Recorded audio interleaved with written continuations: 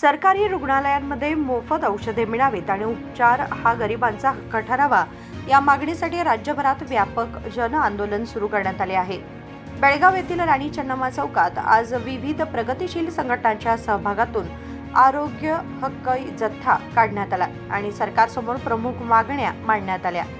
कर्नाटकात आरोग्य हा प्रत्येकाचा हक्क असावा या उद्देशाने आरोग्य सर्वांचा हक्क आणि मोफत औषध उपलब्धता हा मानवी हक्क या घोषवाक्यांसह प्रगतिशील संघटनांच्या संयुक्त विद्यमाने ही जत्था काढण्यात आली।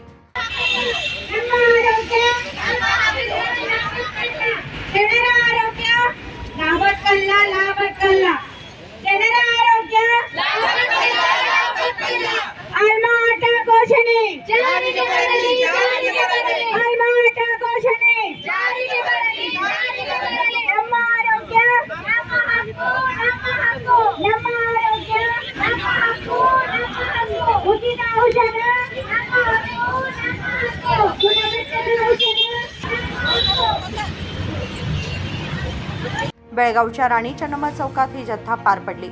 यानंतर झालेल्या पत्रकार परिषदेत बोलताना डॉक्टर गोपाळ धाबडे यांनी सांगितले की गेल्या वर्षी बळ्ळारी जिल्हा रुग्णालयात निकृष्ट औषधांमुळे मातांचा मृत्यू झाल्याची घटना ही संपूर्ण आरोग्य व्यवस्थेच्या अपयशाचं ज्वलंत उदाहरण आहे।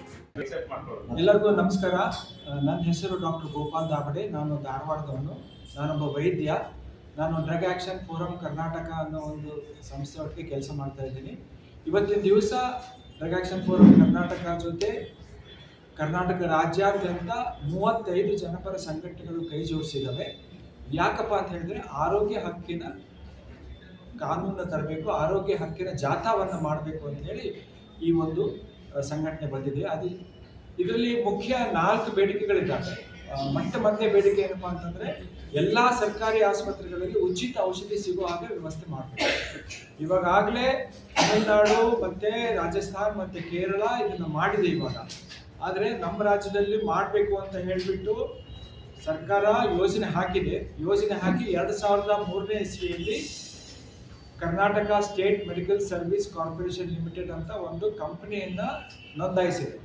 ಆದರೆ ಇದರಲ್ಲಿ ಏನಾಗಿದೆಯಪ್ಪ ಅಂದರೆ Karnataka state medical service corporation limited ಅಲ್ಲಿ ಬಹಳಷ್ಟು ಭ್ರಷ್ಟಾಚಾರ ಅವ್ಯವಹಾರಗಳನ್ನು ಅದು ಸರಿಯಾಗಿ ಕೆಲಸ ಮಾಡಲಿಕ್ಕೆ ಸಾಧ್ಯ ಆಗಿಲ್ಲ। ಆದರೆ ಇದೇ ಮಾಡೆಲನ್ನು ನಾವು ತಮಿಳುನಾಡಲ್ಲಿ ನೋಡ್ತೀವಿ, ಮತ್ತು ಇದನ್ನೇ ನಾವು ಕೇರಳದಲ್ಲಿ ನೋಡ್ತೀವಿ, ಮತ್ತು ರಾಜಸ್ಥಾನದಲ್ಲಿ ನೋಡ್ತೀವಿ, ಅಲ್ಲಿ ಯಶಸ್ವಿ ಆಗಿದೆ। ಅದನ್ನು ನಾವು ನಮ್ಮ ರಾಜ್ಯಕ್ಕೂ ತರಬೇಕು, ಎಲ್ಲರಿಗೂ ಉಚಿತ ಔಷಧಿ ಸಿಗೋ ಹಾಗೆ ನಮ್ಮ ಸರ್ಕಾರ ಮಾಡಬೇಕು ಅಂತ ನಾವು ಹೇಳ್ತಾ ಇದ್ದೀವಿ। ಇವಾಗ ನಮ್ಮ ಜಿಲ್ಲಾ ಆಸ್ಪತ್ರೆ ಎದುರುಗಡೆ ಸಾಲಾಗಿರುವಂಥ ಖಾಸಗಿ ಏನು ಫಾರ್ಮಸಿ ಅದಾವಲ್ಲ ಅವೇ ನಮಗೆ ಸಾಕ್ಷಿ, ನಮ್ಗೆ ಯಾವ ರೀತಿಯಾಗಿ ಉಚಿತ ಔಷಧ ಸಿಗ್ತಾ ಇಲ್ಲ ಅಂತ। ಅದೇ ನೀವು ತಮಿಳುನಾಡಲ್ಲಿ ಹೋಗಿ ನೋಡಿದ್ರೆ ಜಿಲ್ಲಾ ಆಸ್ಪತ್ರೆ ಎದುರುಗಡೆ ಖಾಸಗಿ ಫಾರ್ಮಸಿಗಳು ಸಿಗೋದಿಲ್ಲ। ಇದು ನಮಗೆ ಒಂದು ಖಚಿತ ಲಭ್ಯ ಏನಪ್ಪ ಅಂತಂದ್ರೆ ಉಚಿತ ಔಷಧಿ ಅಲ್ಲಿ ಲಭ್ಯ ಇದೆ, ನಮ್ಮಲ್ಲಿ ಇಲ್ಲ। ಸೊ ಇದು ನಾವು ಯಾಕೆ ಹೇಳ್ತಾ ಇದ್ದೀವಿ ಅಂದರೆ ಒಂದ್ಸರಿ ಕಾಯಿಲೆ ಬಿದ್ದರೆ 60ರಿಂದ 70% ಹಣ ಏನಿದೆ ಅದು ಔಷಧಿ ಮೇಲೆ ಖರ್ಚಾಗ್ತದೆ। ಸೊ ಆದ್ದರಿಂದ ಔಷಧಿಗಳು ಉಚಿತವಾಗಿ ಲಭ್ಯ ಆಗುವ ಹಾಗೆ ಮಾಡೋದು ಸರ್ಕಾರ ಜವಾಬ್ದಾರಿ ಮತ್ತು ಅದ್ರ ಕೆಲಸ ಅಂತ ನಮ್ಮದು ಒಂದು ಮುಖ್ಯ ಬೇಡಿಕೆ। ಎರಡನೇ ಬೇಡಿಕೆ ಏನಪ್ಪಾ ಅಂತಂದ್ರೆ ಕರ್ನಾಟಕದಲ್ಲಿ ಆರೋಗ್ಯ ಹಕ್ಕಿನ ಕಾಯ್ದೆಯನ್ನು ತರಬೇಕು ಅಂತ। ಇವಾಗಲೇ ನಮ್ಮ ದೇಶದಲ್ಲಿ ರಾಜಸ್ಥಾನ ಸರ್ಕಾರ 2023ನೇ ಇಸ್ವಿಯಲ್ಲಿ ಈ ರೀತಿಯಾದಂಥ ಒಂದು ಕಾನೂನನ್ನು ತಂದಿದೆ। ಈ ಕಾನೂನು ಅಡಿಯಲ್ಲಿ ಏನಪ್ಪಾ ಅಂತ ಹೇಳಿದ್ರೆ ಈ ರಾಜ್ಯದ ಪ್ರತಿಯೊಬ್ಬ ಪ್ರಜೆಗೂ ಹಕ್ಕಿದೆ, ಚಿಕಿತ್ಸೆಯನ್ನು ಪಡೆಯುವಂಥ ಹಕ್ಕಿದೆ। ಆ ಹಕ್ಕನ್ನು ಪಡೆದು ಅವರು ಚಿಕಿತ್ಸೆಯನ್ನು ಗುಣಪಡಿಸಬೇಕು।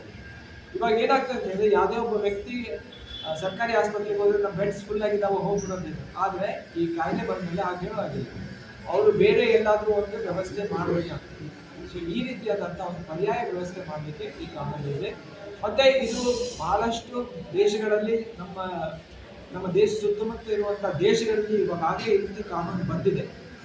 ಒಂದು ಉದಾಹರಣೆ ಹೇಳ್ಬೇಕಂದ್ರೆ ಥೈಲ್ಯಾಂಡಲ್ಲಿ ಬಂದಿದೆ, ಆಮೇಲೆ ನೇಪಾಳದಲ್ಲಿ ಬಂದಿದೆ, ಶ್ರೀಲಂಕಾದಲ್ಲಿ ಬಂದಿದೆ। ಅದೇ ರೀತಿಯಾದಂಥ ಕಾನೂನು ನಮ್ಮ ರಾಜ್ಯಕ್ಕೆ ನಾವು ತರಬೇಕು ಅಂತ ನಾವು ಕೇಳ್ಕೊಳ್ತಾ ಇದ್ದೀವಿ।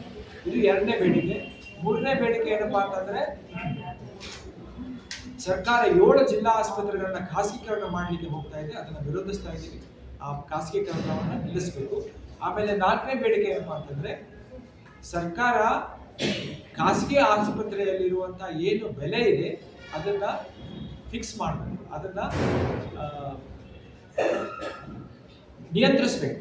ಇವಾಗ ಅನಿಯಂತ್ರಣ ಆಗಿಬಿಟ್ಟಿದೆ, ಮತ್ತು ಅದು ಅದರಿಂದ ಬಹಳಷ್ಟು ಸಮಸ್ಯೆಗಳು ಉಂಟಾಗ್ತಾ ಇದೆ.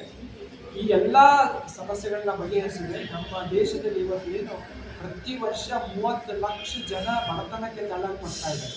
ಯಾಕಂದರೆ ಚಿಕಿತ್ಸೆ ಪಡಿಲಿಕ್ಕೆ ಕಾರಣಕ್ಕಾಗಿ ಅದನ್ನು ತಡೆಗಟ್ಟಲಿಕ್ಕೆ ಸಾಧ್ಯ ಆಗ್ತದೆ. ಮತ್ತು ಇವತ್ತು ನಮ್ಮ ದೇಶದಲ್ಲಿ ಸಾಲ ಪಡೀಲಿಕ್ಕೆ ಎರಡನೇ ಮುಖ್ಯ ಕಾರಣ ಏನಪ್ಪ ಅಂತಂದರೆ ಈ ಅನಾರೋಗ್ಯವೇ ಕಾರಣ. ಸೊ ಮತ್ತಿಷ್ಟು ಈ ವ್ಯವಸ್ಥೆ ನಮ್ಮ ಜನರನ್ನ ಬಡತನಕ್ಕೆ ತಳ್ತಾ ಇರೋದು.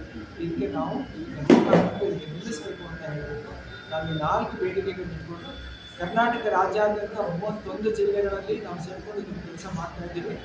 ನಮ್ಮ ಜೊತೆ 35 ಸಂಘಟನೆಗಳು ಕೈ ಜೋಡಿಸಿದೆ ಇವತ್ತು. ಆಮೇಲೆ ಪ್ರತಿ ಜಿಲ್ಲೆಯಲ್ಲಿ ಒಂದು ರ್ಯಾಲಿ ಮಾಡ್ತೀವಿ, ಆಮೇಲೆ ಜಿಲ್ಲಾಧಿಕಾರಿಗಳಿಗೆ ಮನವಿಯನ್ನು ಕೊಡ್ತೀವಿ, ಮತ್ತು ಒಂದು ಪತ್ರಿಕಾಗೋಷ್ಠಿಯನ್ನು ಮಾಡಿ ಇದ್ರ ಮುಖಾಂತರ ಜನರಲ್ಲಿ ಇದರಲ್ಲಿ ಜಾಗೃತಿ ಮೂಡಿಸಲಿಕ್ಕೆ ಪ್ರಯತ್ನ ಮಾಡ್ತಾ इधर धन्यवाद. गोपाल दावडे. हा लढा केवळ जत्थेपुरताच मर्यादित न राहता जनतेला न्याय मिळेपर्यंत सुरूच राहील असा इशारा संघटनांनी दिलाय. कृष्णा कांबळे, KMM मराठी, बेळगाव.